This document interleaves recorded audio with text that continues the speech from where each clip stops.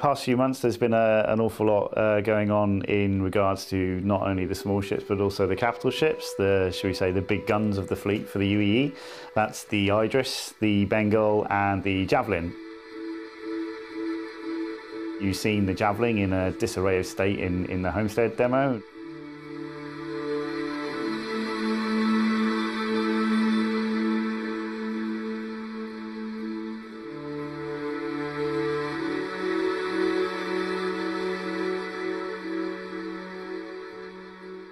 The Idris has consistently been in development for a very long time now. There's been an awful lot going into it. There's so many kind of factors that you need to account for. Design, art, aesthetic, cinematics. Does it play well? Does it feel good? There's all these kind of things going on. The Idris was always the first of that fleet to kind of go through that motion. So that's pretty much there now. We've got one room, I think, that's left to do, which is the missile room.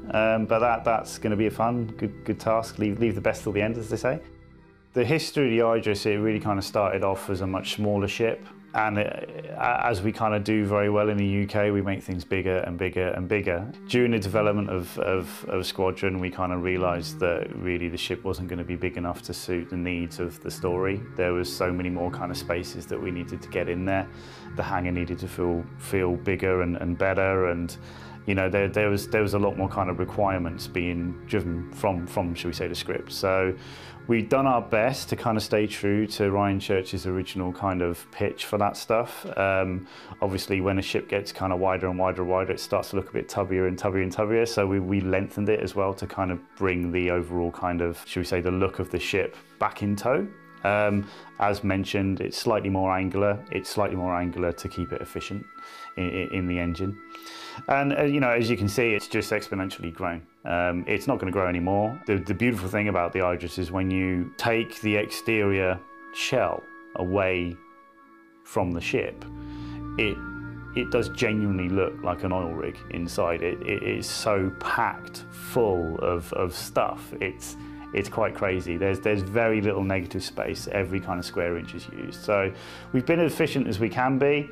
We've also kind of, you know, we try to make, I've always kind of approached it in a way of, it needs to feel like a really nice space to walk around, and it should flow.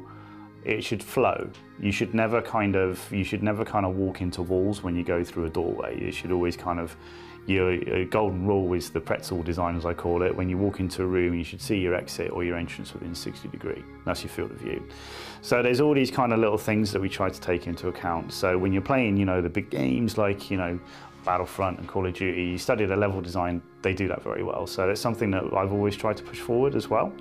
And also to try and bring in some kind of verticality where possible. So you'll notice there's a lot more steps up and down. You know, there's all these, and it is an absolute nightmare to performance capture with this stuff, but it does genuinely feel a little bit more alive than just this kind of flat plane.